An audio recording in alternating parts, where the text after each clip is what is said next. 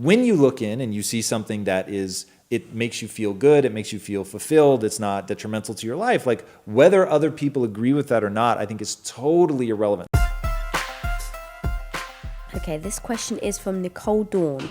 I know that being independent is my only means of real success, but I perpetually struggle with desiring a partner who would protect and take care of me, as if I crave being rescued. What can I do to see myself out of this limiting compulsion?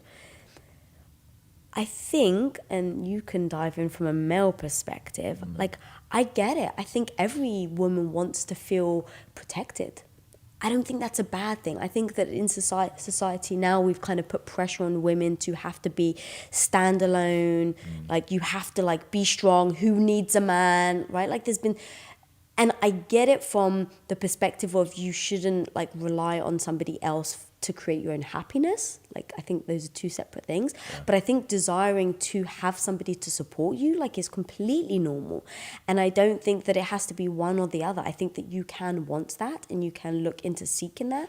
But I don't think that should define you, right? So knowing who you are, I think having independence, like, I see myself as being independent, right? Like, I go out and I can have business meetings and move the company forward and do things and move forward this, Heroic podcast and feel completely independent. And at the same time, I want to come home to you and cuddle you and feel safe and feel secure in your arms.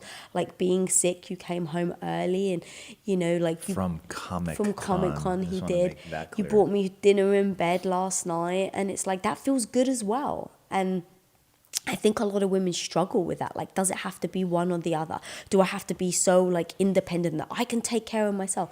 Now, the truth is, if you were still at Comic-Con, I would have taken care of myself, right? Like, I wouldn't have felt like a helpless invalid where it's like, oh, woe is me, I can't have food, and, like, who's going to bring it to me? Like, I didn't think like that. I was like, all right, I'll figure it out myself. I'll order food on my app. But you being there, I then let go and allowed you to come in and take care of me. So yeah, I don't think I think it can be a limited compulsion if you don't feel like you can be independent without having somebody. But I think being open to both is actually a beautiful thing.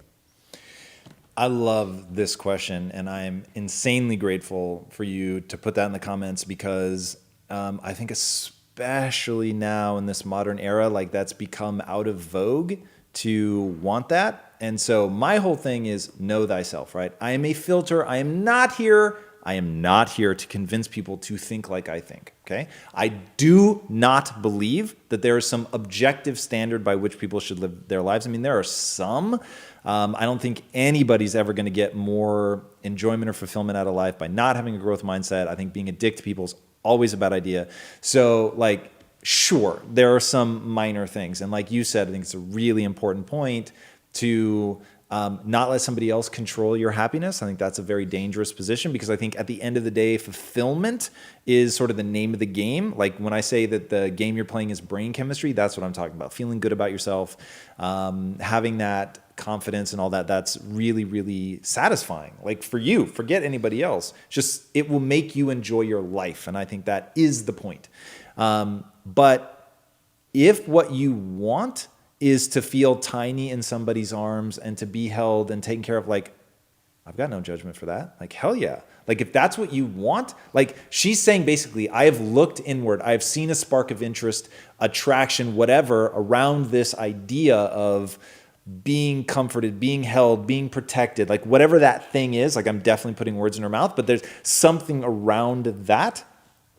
If that's who you are, like, own that. You can decide to change it for sure. And I think desire is more additive than subtractive. I don't think that you're going to necessarily be able to stop yourself from liking something that you like, but you could find something else that maybe gives you more emotional stability or something that you could sculpt yourself into being attracted to that. So for instance, people that are, maybe they're just drawn by the way that they were raised or drawn to abusive relationships, maybe that will always be like a spark for you. Like, there's something in that personality type that you feel yourself drawn to, fine. But knowing that it's bad for you, knowing that it makes you feel unfulfilled and less of yourself, don't let yourself go that way. Point yourself in another direction. I think you can build attraction around something else, be drawn to something that's more positive. But when you look in and you see something that it makes you feel good, it makes you feel fulfilled, it's not detrimental to your life. Like whether other people agree with that or not, I think is totally irrelevant. So I think it's wonderful that you recognize that about yourself. I think it's wonderful that you're able to say it. And I would say it's actually dangerous for you to judge yourself on that if it's not detrimental to your life in any way. And I often think about that because the attitudes that you and I have and have been working on and with for a very, very long time happen to be somewhat in vogue right now.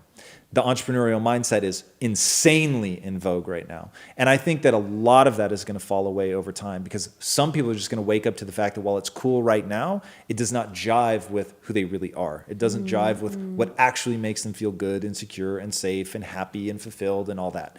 And the world wouldn't work if even a majority of people wanted to be an entrepreneur, let alone everybody. So I think at the end of the day, people are driven by different things. They need to turn inward and see like what little sparks they find in themselves that they want to fan and turn into something. And not everybody is going to find that they want to be the leader, or they want to be the alpha. And literally they may love the notion, male or female, they may love the notion of being held and comforted and being supported and taken care of. Love that. And I promise there's somebody out there that wants to be a caretaker and there's somebody out there that wants to be taken care of. Yeah. And it's about finding that match. Yeah, something you said, I can't remember what it was exactly, but made me think of this one episode from Oprah Winfrey. She wanted a dog so badly, like her dog had just died or something. And so she really wanted a dog. So she went with her boyfriend, Stedman, to go get this dog. Now, Oprah, the most successful woman in the world, so wealthy, so like when you say real success, like I kind of put her under the real success banner. And she goes to see these, did you see this episode? You've told me about it, but I So she goes to see these dogs and she goes to like this puppy litter and there's a bunch of them. There's like 10 puppies and she just falls in love. And so she goes to get one and she turns to Stedman. She's like, I want all of them. Like, can we just get all of them? And in the fact that she just asked him was so cute, right? Because here you are, the most powerful woman in the world. In entertainment. Okay, sure. World, okay, sure. In Angela Merkel maybe, but. All right, fair enough. But can get the whole puppy litter, buy like everything that she possibly wants, and turns to him and is like, oh, I really want all of them. And he's like, no, you can't. We can't have all of them. And she's like, oh, please, like I really want all of them. And he's like, no. And I so loved that their dynamic was of this couple who were intertwined. It was their life together, and she was looking to him like as like that system of like boundaries.